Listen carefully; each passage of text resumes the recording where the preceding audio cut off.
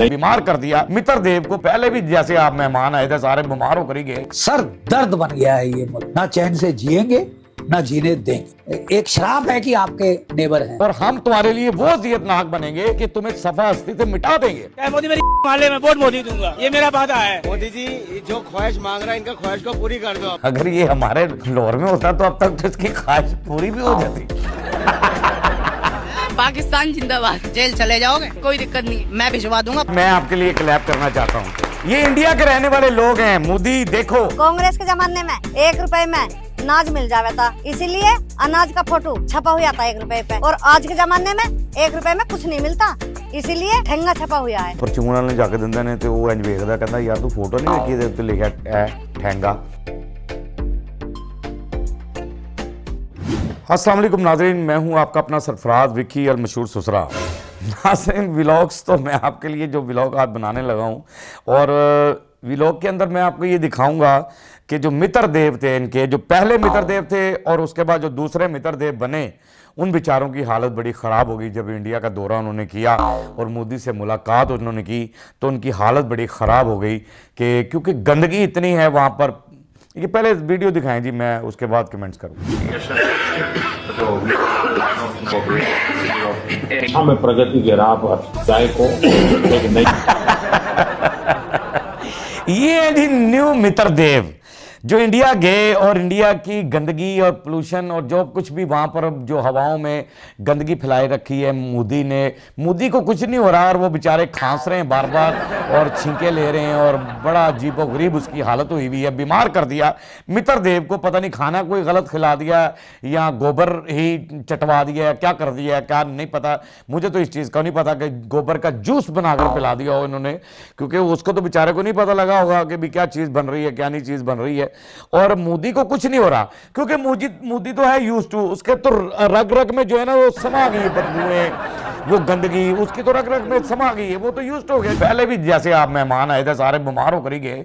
आपकी टीमें जितनी आई क्रिकेट टीम वो बीमार होकर गई वहां से, और जितने भी लोग आए और बीमारी होकर गए। और आपने इतनी गंदगी वहां पर फैला रखी है कि प्यूटन जो हैं वो बीमार हो गए। अब उनका इलाज कैसे होगा ये मुझे समझ से बाहर है। लेकिन जो इलाज जनरल बख्शी का है, मैंने पहले भी कहा था कि जनरल बख्शी का इलाज हमारे यहाँ हो सकता है। दाऊद हकीम साहब हैं हमारे बड़े कमाल, मैंने कहा था हकीम है, वो हकीम से जो है ना अगर आप दवाई लेंगे ना तो आपकी कब्ज भी जो है वो भी बीमारी ठीक हो जाएगी, और जो आपकी मूछें बेतुकी सी हैं वो भी ठीक हो जाएंगी, और जो आपकी सोच है गंदी तरीन वो भी ठीक हो जाएगी। लेकिन वीडियो में आपको दिखा रहा हूं कि आपकी जो है ना इस टाइम मिर्चें आपको लगी पड़ी हैं नीचे से लेकर ऊपर तक, क्योंकि पाकिस्तानी आर्मी ने आपके अंदर जो एयरफोर्स ने और सारे ने उन्होंने आपके अंदर मिर्चें ऐसी लगा दी हैं जनरल बख्शी कि तुम्हारा खाना खराब ही हो जाए ना। मुझे तो लगता है ये, क्योंकि आप भी मेरे ख्याल से बीमार होने वाले और आखिरी बीमार होंगे आप, उसके बाद फिर बीमारी नहीं होगी, फिर ना आप होंगे ना बीमारी होगी। जरा पहले वीडियो दिखाइएगा जरा। सर दर्द बन गया है ये मुल्क, ना चैन से जिएंगे ना जीने देंगे। We will not live in peace, we will not let you live in peace. एक श्राप है कि आपके नेबर हैं। मुझे बड़ी खुशी हो रही है, इस बात की हो रही है जनरल बख्शी तुम्हें जो है ना, मैं कह चुका हूं कि मिर्चें तुम्हें तो लग गई हैं ना, और उसके बाद तुम ये कह रहे हो कि शराब है नेबर जो है हमारे, कि जो पड़ोसी मुल्क है वो हमारे लिए शराब है। यानी शराब का मतलब है कि बद्दुआ है। मैं समझता हूं कि आप नेबर हमारे थे तो आप हमारे लिए बद्दुआ हैं, आप हमारे लिए अजियत हैं, और हम तुम्हारे लिए वो अजियतनाक बनेंगे कि तुम्हें सफा हस्ती से मिटा देंगे। जनरल बख्शी, आप लोगों ने टुकड़े किए अपने मुल्क के, आप लोगों ने अवाम को वहां ना चैन से जीने दिया, ना चैन से सोने दिया, ना चैन से रहने दिया, बेड़ा गर्क कर दिया वहां की पब्लिक का, और इतना खाना खराब कर दिया आपने इंडिया का कि मोदी के इतने खास चमचे हैं, आप मोदी के इतने खास चमचे हैं कि आपको बात करते हुए इंटरव्यू देते हुए जरा सी शर्म नहीं आती। जो मैंने कहा था ना कि मोदी की मंजी में डांग फेर रहा था, मैंने वो मोदी की मंजी से डांग उठानी है और तुम्हारी मंजी में डांग फेरनी शुरू कर देनी है, और ऐसी डांग फेरनी है ये ना तेरी मूछें जो हैं बेतुकी सी ये ना मूछें रहेंगी और ना ही ये तेरे अल्फाज रहेंगे। और जो आप कह रहे हैं ना कि हमें बददुआ के पाकिस्तान हमारा हमसाया मुल्क मुल्क है और बददुआ बन चुका है। बददुआ तो आपको हर आपका जनता का हर बंदा दे रहा बददुआ। ऐसी बददुआएं आपके लिए हो रही हैं आज के, वो कह रहे हैं कि किस तरह इन लोगों से हमारी जान छुट जाए।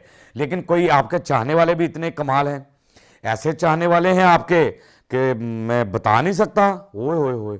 और बाकी रही आपको एक वार्निंग मैं पहले कर दूं, पहले एक वार्निंग कर दूं, उसके बाद आपको मैं वीडियो दिखाऊंगा। एक वार्निंग आपको दे रहा हूं। जनरल बख्शी आपने जो बयान दिया है, आप कह रहे हैं ना कि अब तो हम यूं कर देंगे वो कर देंगे। मैंने आपको पहले भी एक बार कहा था कि आप हमारी तरफ आंख उठाकर नहीं देख सकते और ये कहीं गलती कर भी ना बैठना।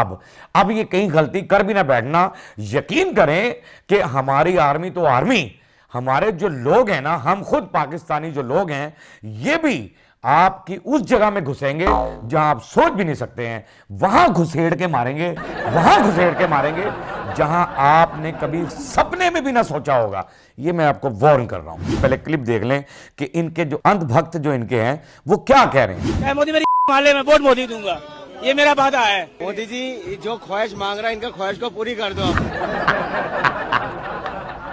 ये बीप लग गया और चलो बीप के साथ ही दोबारा फिर दिखा देगा मेरा एडिटर। ऐसी कोई बात नहीं, दोबारा दिखा देगा। ये मैं मोदी मेरी माले में वोट मोदी दूंगा, ये मेरा वादा है। मोदी जी जो ख्वाहिश मांग रहा है इनका ख्वाहिश को पूरी कर दो। अनोखी ख्वाहिश है। कहते जी मोदी साहब चाहे मेरी डैश मार लें मैं उनको ही वोट दूंगा और उनको वोट देता रहूंगा। और वो कह रहा है कि मोदी साहब इनकी ये ख्वाहिश तो पूरी कर। हो यार, लानत है भाई। क्या शऊर बेदार कर रहे हैं आप अपनी अवाम के अंदर, क्या शऊर दे रहे हैं अवाम को। मैं हैरान हूं। अगर ये हमारे लाहौर में होता तो अब तक तो इसकी ख्वाहिश पूरी भी हो जाती।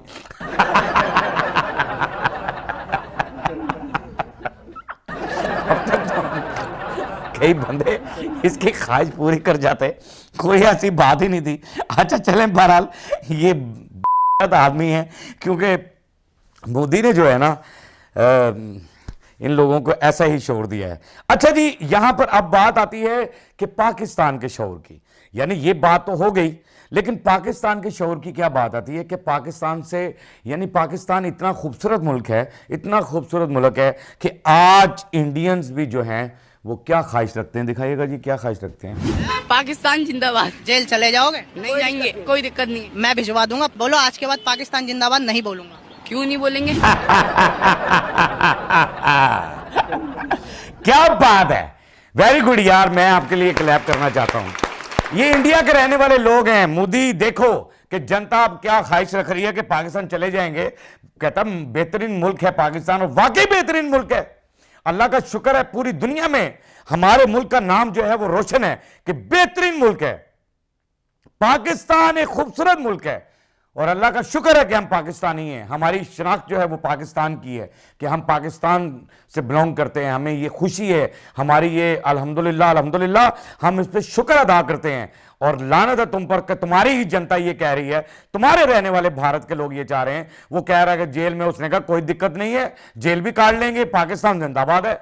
हम कह रहे हैं जिंदाबाद पाकिस्तान, और मुल्क भी पाकिस्तान बेहतरीन है, बेहतरीन मुल्क है, उसमें ऐसी कौन सी बात है। और वो पाकिस्तान आने की ख्वाहिश भी रखते हैं। उसने कहा मैं पाकिस्तान भिजवा दूं, उसने कहा भिजवा दे, कोई ऐसी बात नहीं, जेल भी काट लेंगे, सारा कुछ कर लेंगे, पाकिस्तान भी चले जाएंगे।